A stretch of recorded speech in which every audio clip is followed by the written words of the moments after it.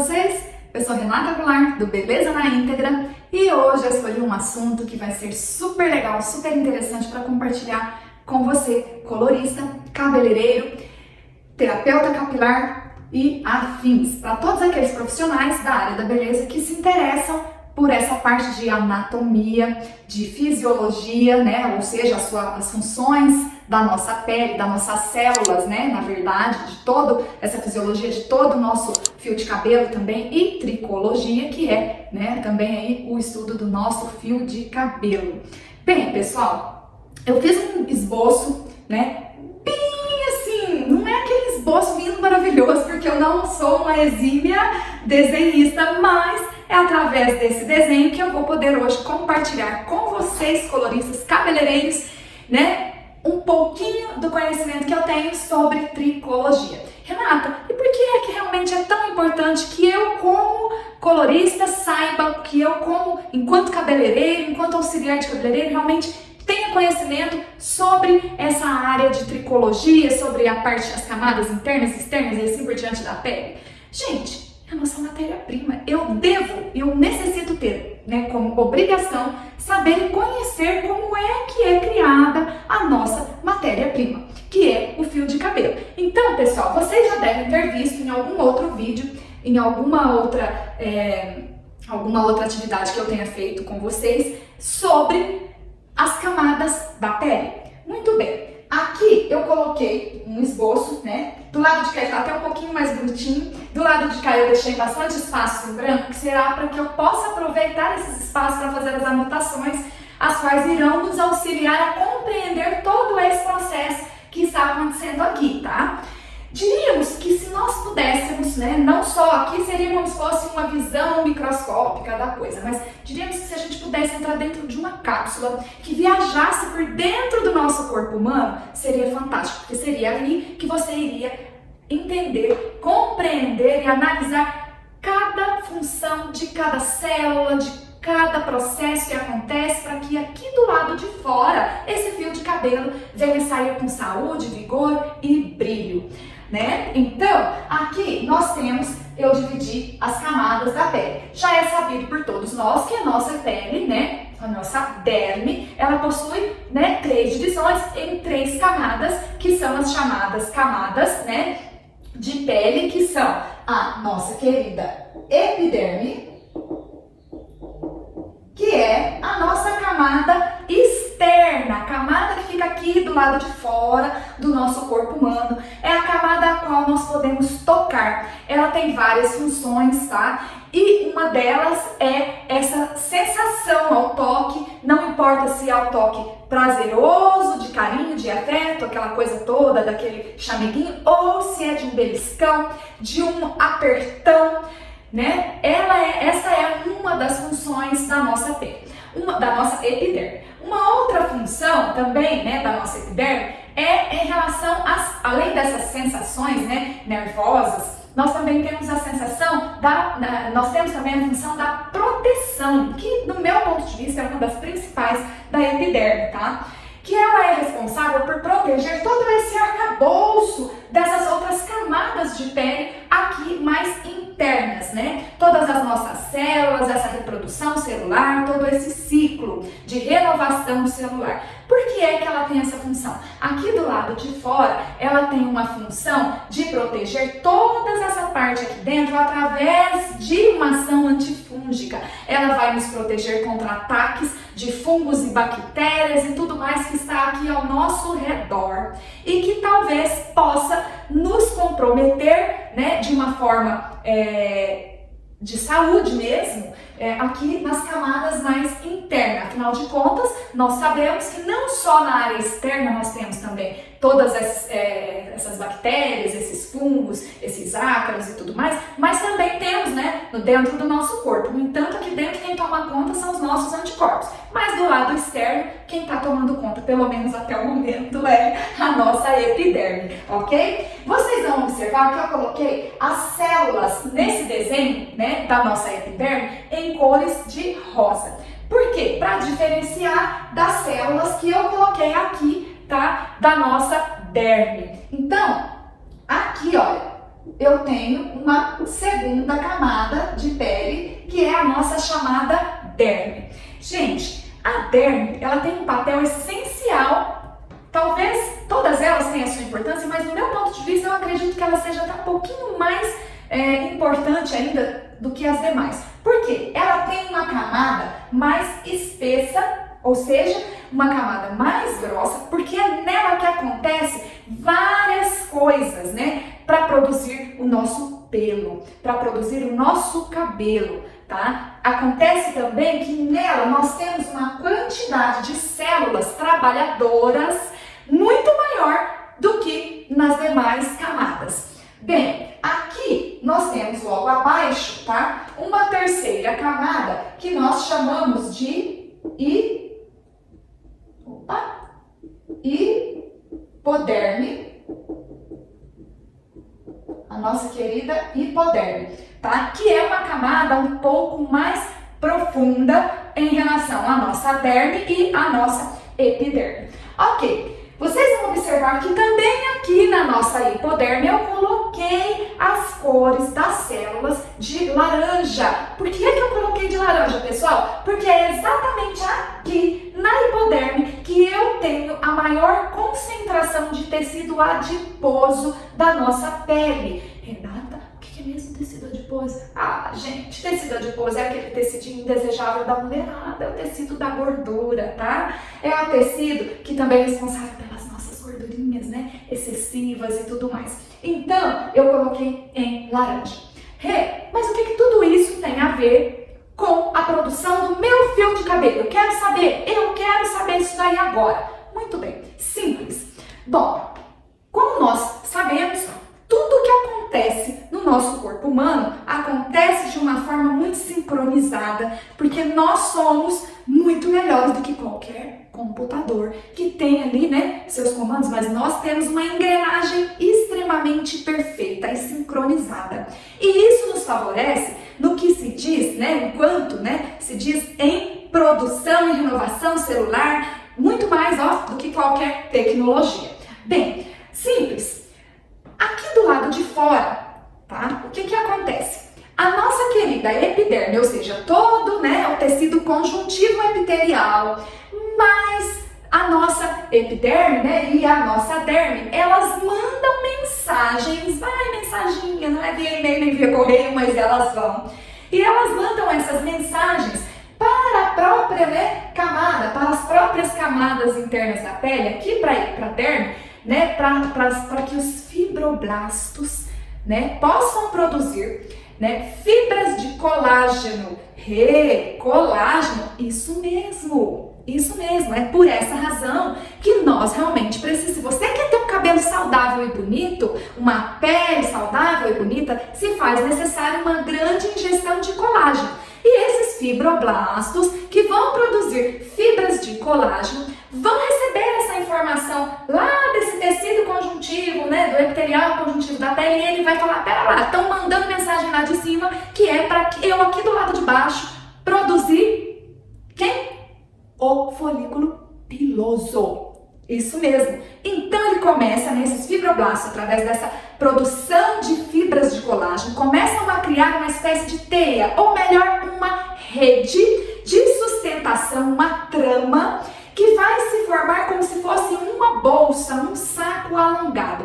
Credo, o que é isso? Presta atenção, gente, não tô falando palavrão não, tá? Tô falando sério mesmo. Ele vai formar o nosso folículo piloso. Mas é só isso? Não. Para que isso aconteça, simultaneamente, a nossa epiderme, essa queridinha aqui de cima, ela vai fazer um mandato. Ela vai falar lá de cima assim: eu preciso criar uma abertura para que quando aquele folículo piloso que eu determinei ao pessoal lá do andar de baixo da derme, os fibroblastos produzir, ele precisa sair aqui fora. Como é que ele vai sair? Então, sabendo disso de antemão, a própria epiderme ela vai criar uma espécie de ruptura, ou seja, cientificamente falando, essa ruptura, né, essa cavidade é chamada de invaginação. É isso mesmo! Invaginação denomina-se a essa ruptura, ou seja, essa abertura na própria pele, né, na própria epiderme, vai dar passagem para que o folículo piloso que está sendo criado possa ir se aprofundando e descendo até chegar onde ele realmente precisa chegar, que é aqui na hipoderme. Ele vai sair da epiderme através dessa invaginação, através da produção de fibras de colágeno, né, que os fibroblastos produziram aqui dentro da derme, vai sendo criado esse folículo piloso, ele vai se aprofundando e penetrando as camadas da pele até chegar aqui na hipoderme. É só isso? E aí nasceu o fio de cabelo? Não.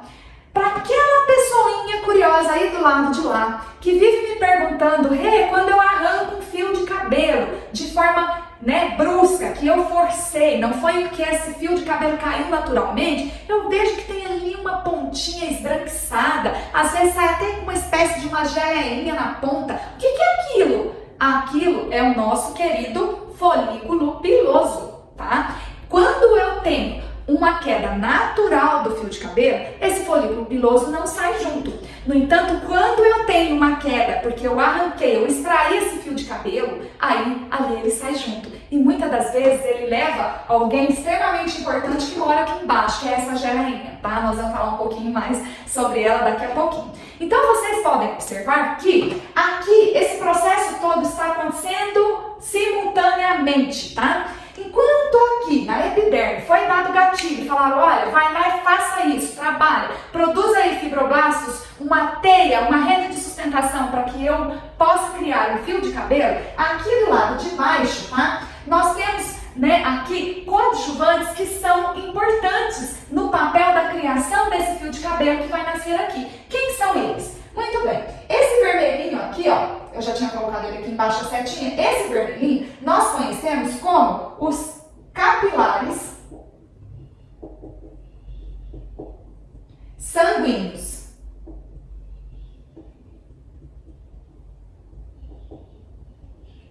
Os capilares sanguíneos. Renata, qual é a importância dos capilares sanguíneos? Vejam só, em uma outra ocasião eu já falei para vocês que o nosso fio de cabelo, enquanto, se tratando de química, tá? Não é química de colorimetria não, tá bom, colorista? Não é a cor que nós estamos tratando nesse momento. Enquanto química, ciência, tá? Nós sabemos que dentro daquela nossa antiga e tão querida tabela periódica, nós sabemos que existem elementos que vão, como toda parte do nosso corpo humano são criados através desses elementos, nós sabemos que também o nosso fio de cabelo é criado através desses elementos. E quais são os elementos da nossa querida tabela periódica que fazem parte da formação do nosso fio de cabelo? Lembra que eu falei dos chomps? Muito bem, é o carbono, o hidrogênio, o oxigênio, o nitrogênio, o fósforo e o enxofre. Esse último, o enxofre, ainda mais especial, porque é através dele que nós podemos realmente garantir toda a resistência e elasticidade do nosso fio de cabelo. É graças à grande concentração de enxofre encontrada dentro do nosso fio de cabelo que o nosso cabelo não se desintegra no momento que nós umedecemos, ou seja, no momento em que nós molhamos esse fio de cabelo, tá? Aí, é só isso? Também não. Nós também, para termos esse fio de cabelo aqui do lado de fora, nós também precisamos ter quem? Uma grande junção de aminoácidos que são encontrados no nosso corpo através da nossa alimentação, dos nutrientes que nós ingerimos através dessa nossa nutrição alimentar. E o cabelo, ele é tão exigente que ele sozinho, por si só, ele precisa, pessoal, de 19, ou seja, de uma variedade de 19 aminoácidos distintos, ou seja, diferentes um do outro. Nós sabemos que até hoje foram encontrados 21 espécies de aminoácidos. No entanto, o cabelo, por si só, ele precisa de uma variedade gigantesca, porque ele precisa de 19, para que ele se mantenha saudável e bonito ali no fio, No entanto, pessoal, essa junção desses 19 aminoácidos é que vai dar a origem a quem? A nossa principal proteína capilar. Quem é? A queratina. A queratina, que é encontrada no nosso fio de cabelo, é formada através desses 19 aminoácidos diferentes. Em uma outra oportunidade, com toda certeza eu vou falar para vocês sobre cada um desses 19 aminoácidos e, né, suas funções, né, a sua fisiologia dentro de um fio de cabelo. Mas, voltando aqui, né, o que é que acontece então? Esse, né, processo todo vai acontecer simultaneamente. E esses capilares sanguíneos é que vão, através desses nutrientes que nós ingerimos, vão ser o veículo condutor que vai levar todos os nutrientes que nós precisamos para que possa acontecer a produção do fio de cabelo ali dentro. Ao mesmo tempo, nós também temos aqui um outro coadjuvante que nós chamamos de terminações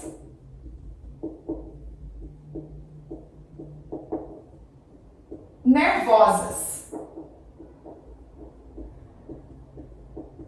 Se vocês puderem observar no meu desenho, meu lindo desenho, depois eu vou colocar, pessoal, durante o vídeo, algumas imagens que são mais, né, de forma ilustrativa, bem melhores, né, do que o meu lindo esboço, tá? O meu esboço, ele se faz necessário porque enquanto eu estou explicando todo esse processo, como é que acontece para vocês, eu já vou fazendo essas anotações. Eu acredito que seja uma forma de explicar até mais compreensível do que se eu já coloco direto num desenho mesmo, numa figura, numa imagem mais específica, né, cientificamente falando, e aí você vai ter, de repente, a falta da minha explicação, que eu acho que isso ajuda um pouquinho mais, tá? Então, pessoal, se vocês puderem observar, esses capilares sanguíneos e as terminações nervosas, elas não ficam localizadas apenas aqui na hipoderme, elas também ficam distribuídas pelas demais camadas da pele, tanto aqui na derme quanto também aqui na epiderme, tá?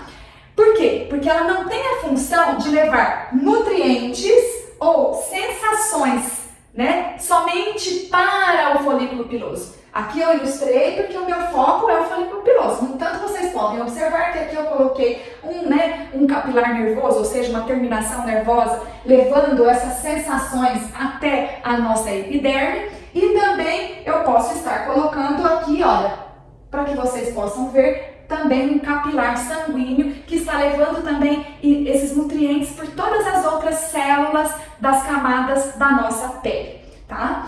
E esse processo acontece simultaneamente. Enquanto a derme mandou a informação aqui para os fibroblastos dentro enquanto a epiderme mandou essas informações para que os fibroblastos da derme pudessem trabalhar na formação do folículo piloso, aqui na hipoderme e em todas as outras camadas da pele, os capilares sanguíneos também receberam essa informação que eles precisavam levar nutrientes. Para quê? Para criar uma pessoinha extremamente importante para o fio de cabelo. Essa pessoinha, por sinal, é uma grande estrela, porque sem ela nada iria acontecer. Nós não teríamos aqui do lado de fora um fio de cabelo lindo, bonito, saudável, resistente, tá? Do lado de fora. Então, esses nutrientes vão criar uma pessoinha que é uma sementinha. Eu vou dar o nome dessa sementinha já para vocês. Mas antes eu vou explicar de uma forma bem lúdica o que acontece. Quando nós compramos um saquinho de plástico e nós colocamos uma sementinha ali dentro com a terra, né, para que a gente possa criar uma árvorezinha ou uma planta da sua escolha, qualquer uma, e a gente começa a irrigar, a molhar essa plantinha, essa sementinha até que ela cresça, é a mesma coisa que acontece aqui nesse processo. Por quê? Diríamos que esse vasinho, né, o saquinho plástico, fosse esse nosso saco alongado, que é o nosso querido chamado folículo piloso, tá? Ó, aqui nós temos o folículo piloso, que foi criado, como eu já acabei de falar para vocês, através desse comando, né, de todo esse tecido epitelial, através da produção dos fibroblastos, das fibras de colágeno, que criaram essa teia, essa rede de sustentação para proteger o fio de cabelo que vai ser criado. E também uma espécie de forma, ela vai dar o formato que precisa para que o fio de cabelo possa sair aqui do lado de fora da forma como nós precisamos. E aí, ao mesmo tempo, esta teia, né, de fibroblastos, essa camada, né, de que criou-se uma rede, ela se duplica, se subdivide, né, se duplica, E aí ela vem aqui e cria duas camadas. Essas duas camadas, elas são chamadas de bainhas. Então nós temos a bainha epitelial interna e nós temos a bainha epitelial externa. Por que isso, Rê? Nós estamos redobrando, né, os cuidados para proteger a célula-mãe que vai criar um produto que é essencial aqui do lado de fora. Porque, afinal de contas, todos nós já sabemos que o nosso fio de cabelo ele não tem só essa função estética, né? Para nós, não é só a beleza, né? Essa moldura que nós temos aqui em volta do nosso rosto. Esteticamente falando, como um acessório de beleza, não. Ele também tem, né, a sua principal função, que é a nossa proteção do couro cabeludo, né?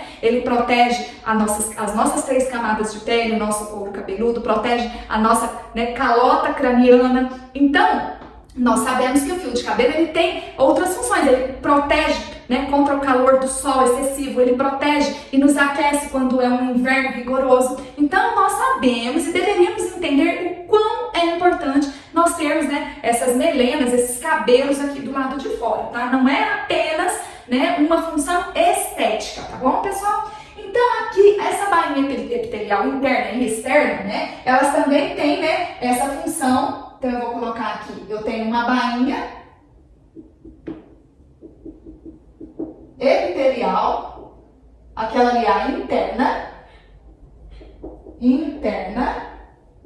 e eu também tenho aqui do ladinho de fora uma bainha epitelial externa. Ok, pessoal? E aí, aqui, não vai caber, eu ponho do lado de lá para vocês, tá?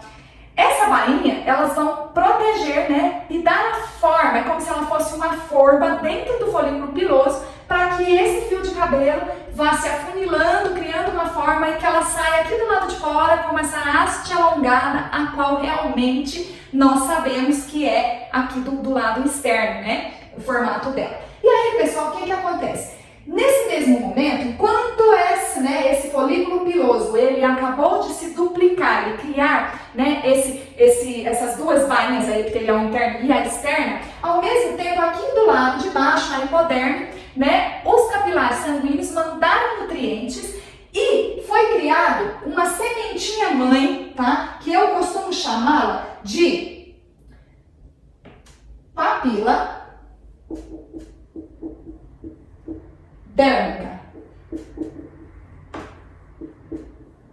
Na realidade, esse é o nome científico dela, tá? Eu costumo chamá-la assim de uma forma mais carinhosa, como sementinha mãe, né? Como célula mãe, porque é através dela que tudo acontece. Se não existisse aqui a presença da papila dérmica, nada aconteceria em termos de formação capilar, ok?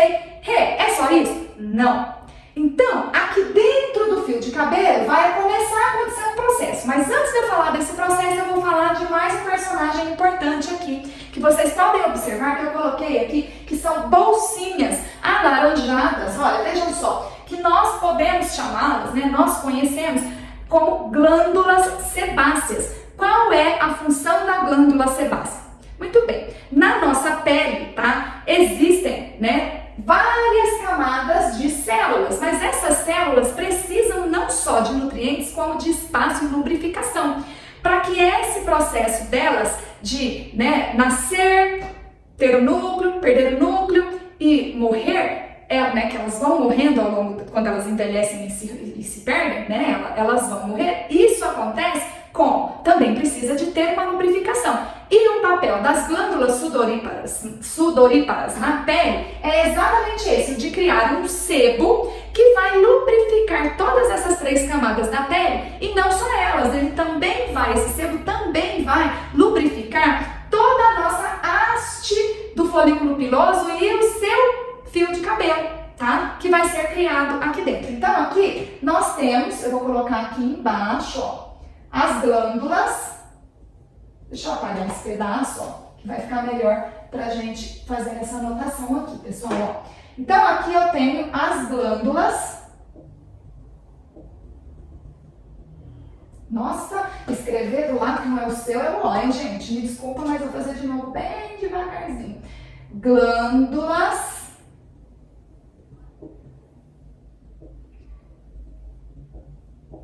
sebáceas. Tá? Então aqui nós temos essa glândula sebácea que tem o grande papel de lubrificar com o seu sebo não só as camadas da pele, também aqui o nosso folículo piloso, toda a sua haste capilar. E vocês vão poder observar que eu também tenho aqui desse ladinho, em azul eu coloquei, aqui nós temos as chamadas glândulas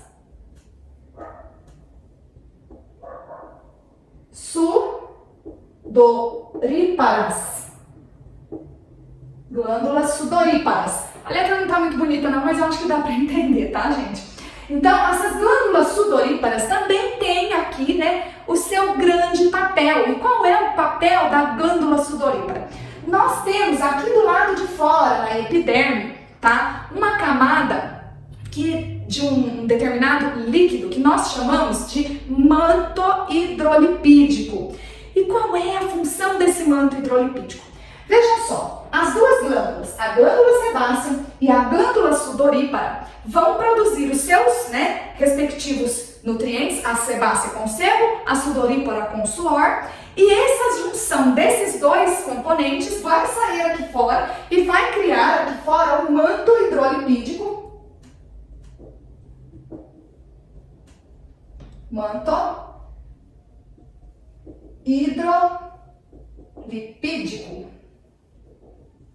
Tá? Esse manto hidrolipídico, pessoal, ele tem a função de proteger o nosso couro cabeludo da ação antifúngica. Ele tem uma ação antifúngica que vai proteger o nosso couro cabeludo dos ataques das bactérias, dos ácaros, dos fungos e assim por diante. Também tem a função de lubrificar toda a haste capilar aqui do lado de fora, porque o sebo, juntamente com o suor, vai descer por toda essa haste e vai não só proteger as camadas do fio do cabelo, bem como lubrificá-las, tá? Então essa é a função. E somente é só do folículo piloso? É só do fio de cabelo? Não, é também dessas camadas internas da pele. Por quê? O suor também tem um papel extremamente importante para a nossa epiderme. E qual é? Vejam só, em dias de calor extremo, para que nós não possamos nos desidratar, nós temos que ingerir bastante água. E por que razão nós temos que ingerir bastante água? Primeiro, porque todos nós já sabemos que o nosso corpo tem um percentual muito maior e significativo de água do que de outras coisas, né? Do que de uma massa celular em si. Nós somos feitos com muita água, criados com muita água no nosso corpo. E essa água é que nos mantém vivos, é que nos mantém com essa saúde, essa vitalidade aqui do lado de fora. E, além disso, esse suor, em dias muito quentes, ele tem a função de resfriar a nossa pele. O sol bate, a gente sente aquele calor intenso, as terminações nervosas mandam mensagens para as glândulas sudoríparas e as glândulas sudoríparas começam a produzir aceleradamente uma grande quantidade de suor para ter uma ação de resfriamento térmico, ou seja, ela vai resfriar a nossa pele para que aqui dentro os nossos órgãos vitais, né, estejam mais protegidos, né, de toda essa ação de temperaturas muito elevadas. Esse também é uma das funções das glândulas sudoríparas, tá? No cabelo, já falei para vocês, né, que é a função de ação antifúngica, né? Além também de uma hidratação natural, porque ela vai repondo líquidos também dentro da nossa haste capilar. Vejam só, então, tudo isso está acontecendo simultaneamente. E a nossa papila dérmica, quando recebe aqui de baixo os nutrientes que ela julga necessário para que possa acontecer o nascimento e a criação de uma haste, de um folículo, né, no bulbo capilar, ou seja, de um fio de cabelo, ela começa também a repassar essas informações e aqui dentro existe um batalhão de servidores, ou seja, de coadjuvantes, que é um batalhão chamado queratinócitos, tá? Queratinócitos.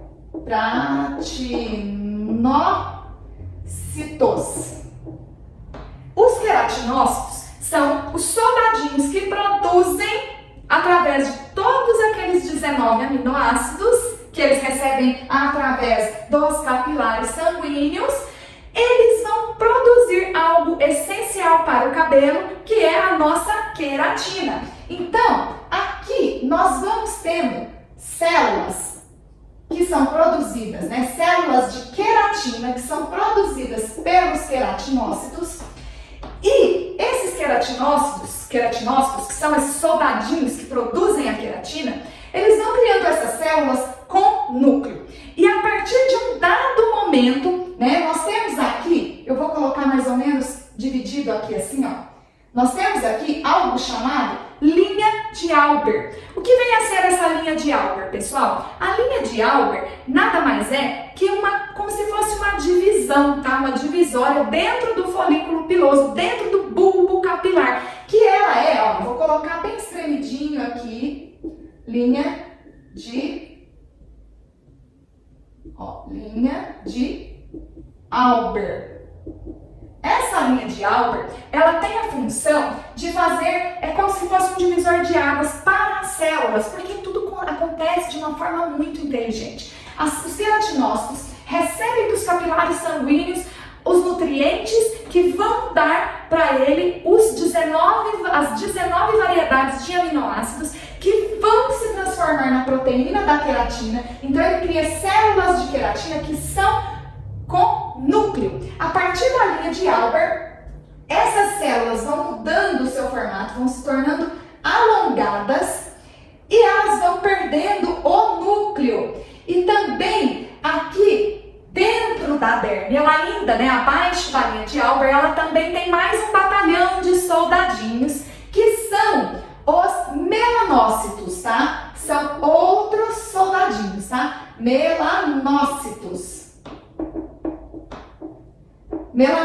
São outros soldadinhos que vão trabalhar depositando a cor, ou seja, pigmentos. Ela está produzindo, os melanócitos, eles vão produzir células, né, pigmentos, melanina, tá? Através da melanina, eles vão produzir os melanócitos, os pigmentos que vão dar cor a essas células de queratina, porque antes estavam transparentes, sem cor. E vejam só, a partir daqui, quando os melanócitos e os queratinócitos trabalharam em conjunto e fizeram com que tudo isso fosse acontecendo, que essas células, a partir da linha de Auber, fossem perdendo seu núcleo, se tornando achatadas e alongadas, fosse sendo formado o nosso fio de cabelo que sai aqui de fora, tá? E pessoal, o que mais acontece é que aqui, enquanto nós estamos dentro da nossa pele, ou seja, enquanto nós estamos com a nossa haste capilar dentro do nosso bulbo, né, ou dentro do nosso folículo piloso, conectado à nossa célula-mãe aqui, papila dérmica, ele é de uma textura gelatinosa. O nosso fio de cabelo só se torna rígido, só se torna queratina rígida a partir do momento em que ela sai aqui, tá? Deste primeiro 1 centímetro para fora do óstium. O que é o óstium, gente? Não é a hóstia do padre, tá? Óstium também vem do latim, tá? É um orifício que acontece aqui também na nossa querida epiderme. Quando ela fez aquela invaginação, que fez com que todo esse fio de cabelo, né, com que todo esse tecido fibroso, né, de colágeno criasse o folículo piloso, as bainhas epiteliais internas e externas, ele também fez com que criasse aqui uma abertura chamada óstium, tá? Vou colocar aqui óstium. E até ali, nesse primeiro 1 centímetro da parte externa da nossa epiderme, o fio de cabelo ainda tem uma queratina como se fosse um bebezinho. Ele ainda é uma queratina num gel que ainda não foi oxidada. Renata, então ela precisa ser oxidada? Como assim? Através do oxigênio do ar. Quando ele entra em contato com este primeiro 1 centímetro, é que que a queratina começa a ser oxidada e ela começa a tomar uma forma mais firme, mais rígida. Em função disso, colorista, meu amigo, que muitas das vezes, quando nós vamos fazer um procedimento de aplicação de coloração ou de descoloração numa raiz de cabelo, nós tendemos a obter resultados mais claros, mais abertos na nossa raiz, nesse primeiro 1 centímetro, do que no restante da nossa haste capilar. E por que isso? Porque nós temos essa parte aqui desse primeiro 1 centímetro com uma queratina muito bebezinha ainda, muito gelzinho, e não é ainda aquela queratina rígida, né, que não foi ainda oxidada, que não está com aquela elasticidade enrijecida dele. Ele vai ter elasticidade? Vai, mas muito mais elástico até, menos resistência do que a partir do momento que ele já foi recebeu ali aquele oxigênio do ar que oxidou e queratinizou totalmente aquela raiz. Além disso, nós ainda temos, nesse caso, a questão da temperatura, tá, do corpo humano, que é de 37 graus, né? E que essa temperatura também vai colaborar aqui para que esse primeiro 1 centímetro da raiz tenha uma ação dos produtos químicos que você, colorista, está aplicando mais rápida. Ocorre um aceleramento, ou seja, uma aceleração, na verdade, de todos esses produtos, quimicamente falando, em função da temperatura do nosso corpo humano, que vai vir desde aqui das camadas internas até a camada externa da nossa pele. Renata, que legal, então é assim que funciona, é assim que nasce um fio de cabelo? Sim, esse é o princípio de. No entanto, nós também sabemos que existem por dentro do fio de cabelo muito mais coisas, muito mais interessantes ainda, e eu vou falar tudo isso para vocês ainda daqui a pouco, ou numa outra oportunidade, tá bom? No entanto, aqui, pessoal, eu ainda esqueci de mencionar que nós temos um músculo, tá? Que nós conectamos aqui desde o nosso folículo piloso, tá? Esse músculozinho, ele vem conectado do nosso folículo piloso até a nossa epiderme. Quem é esse músculo? E qual é a função dele, tá? Esse aqui é o músculo eretor, tá? Renata, o músculo eretor, qual é a função dele? Vejam só, pessoal, muitas das vezes nós temos às vezes uma queda capilar e não compreendemos o que é que aconteceu e por que que acontece. Na maioria das vezes, o músculo eretor está exatamente ocasionando essa queda, porque nós temos várias razões para ter como causa e resultado uma queda capilar. Uma delas seria um trauma, tá? Como assim um trauma? Diríamos que você passou por um susto muito grande. Quando você está ao cinema, vou dar um exemplo muito simples. Quando você está ao cinema, assistindo aquele filme de terror, e você toma aquele susto, pam, tomou aquele susto, né? Pam, não foi meu pão, mas foi um pam. E você sente aquele arrepio, aquele frio na espinha, e você tem a sensação de arrepio, e você olha, todo o seu braço, o couro cabeludo está com os pelos todos eretos. O que é que aconteceu? Foi em função do fulaninho aqui, ó, do músculo eretor. Quando ele recebeu informação de quem? Daqui, ó, das terminações nervosas, que eu estou passando por uma sensação, por um momento de susto, alguma coisa que me deixa fora da minha naturalidade. A primeira coisa que ele faz é se retrair. E quando ele se retrai, muitas das vezes, ele se retrai de uma forma muito brusca, e isso pode vir a ocasionar que aqui, nesse músculo eretor, acontece essa retração muito rápida e esse folículo piloso, ele possa ser levantado através deste músculo eretor de uma forma muito brusca. E quando isso acontece de uma forma extremamente brusca, o que é que acontece?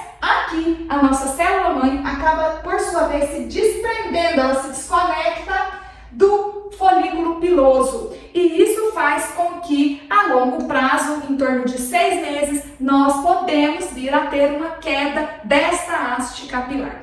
Então, isso eu só comentei, pessoal, para que vocês pudessem entender qual é o papel, a função do músculo eretor. Então, ele tem esse papel de nos mostrar, né, de levantar as nossas hastes capilares quando nós temos a sensação do medo, do susto, do trauma e assim por diante. Pessoal, eu espero que vocês tenham realmente gostado dessa aula de hoje, Porque eu, como colorista, como educadora, nessa área da beleza, eu considero que seja extremamente essencial falar sobre essa anatomia da pele, qual é a função de tudo isso, tá? Porque é que nós conseguimos e de onde é que sai nosso fio de cabelo? Porque ele é a nossa matéria-prima.